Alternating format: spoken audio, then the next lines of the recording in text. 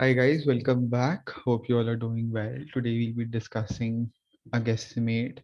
And so without further ado, let's get started. All right.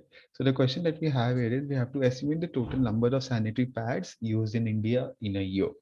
Again, as we've been doing in previous videos, take some time, pause the video, do your own, lay down your own approach, run the math, do your own calculation, come up with an answer, and then kind of continue seeing the video and see how it has been done in this particular case. Again, the case has been taken from IIM Ahmedabad 2021 to 2022 casebook. All right. Um, sure, let's get started. Right, so starting off with the notes, we have look at it from the consumer side. Begin by understanding the total number of women in the menstruating age. Very simple to understand. Followed by incorporate the population distribution, that is rural and urban, and income characteristics. As rural or low income, women generally do not use sanitary pads. Again, basically, what these points are trying to convey is the fact that the usage would depend on the income as well as on the income characteristics of the people, because it's not sanitary pads, unfortunately, till this particular point of time, till 2022, is not a luxury. Sorry, is the luxury. It's not kind of something that everyone can afford. So unfortunately, even despite of a lot of government initiatives, um, this assumption is completely valid that rural or low income women would not be able to use sanitary pads. Followed by the last point, which is assume average period length to be around 5 days. Again, something that you can do, something that you can change, tweak if you want. You can have some sort of population whose average period length is kind of 7 days, some another set of people whose average period length is kind of 4 days, 5 days, whatever you want. Basically, these are certain minor adjustments that you can make. And if you're making so, always do remember to take the average period so that the calculation on the other side of on the latter part of the guesstimate becomes easy. So moving on with the guesstimate, we start off with the population of India 1250 million divided from female and male, 600 females and 650 million males. Then in female, again we are leaving out males completely. Then in females, we also divide them into three different buckets: non-menstruating, which is 0 to 14 years, 30% of the people; menstruating, which is 15 to 45 years of people, of females, 50%; and the last one is menopause, which is 45 plus years of people, of females, sorry, 20%. Now, again, in this particular case, one other assumption that has not been stated is the fact that we are assuming that only females menstruate. It is not. It is a less known fact that men's also some men also menstruate. But again, we are doing this for the purpose of convenience.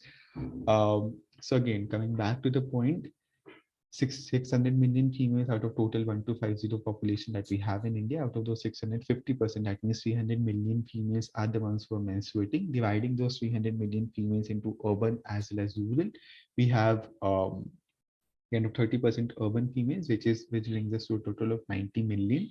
And then if you see the first three steps that have been taken, dividing into female menstruating and dividing into menstruating and urban, sorry, the second and third step could also be interchanged. Like we could also divide females into urban and rural first, and then ignore urban, and then kind of do the segmentation within urban sector. Within urban sector, or in this case, as it has been done, we're dividing in these three particular kind of sets. First of men on the basis of if they are menstruating or not, and then we're dividing it in urban and rural. So any which way is fine, because in the end, we're just taking percentages, and in the end, the product would be the same basically.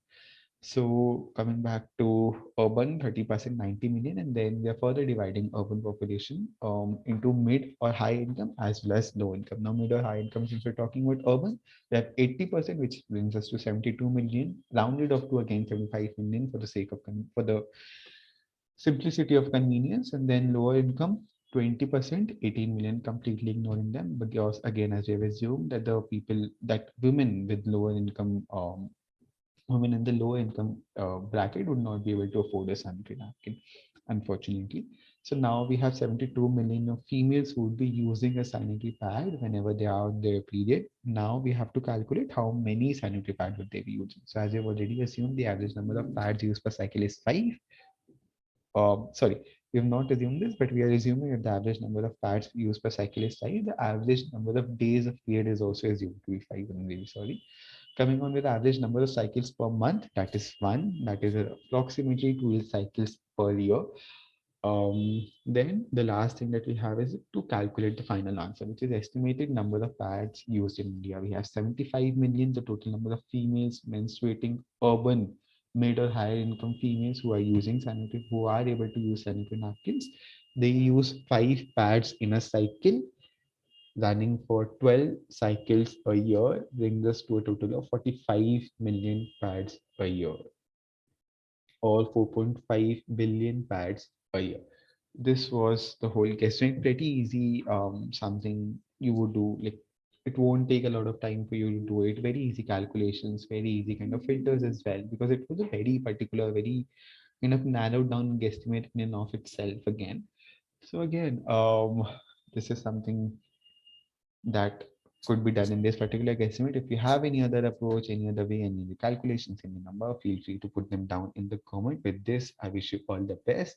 And yes, let's meet soon together to discuss something new. Thank you. Bye bye.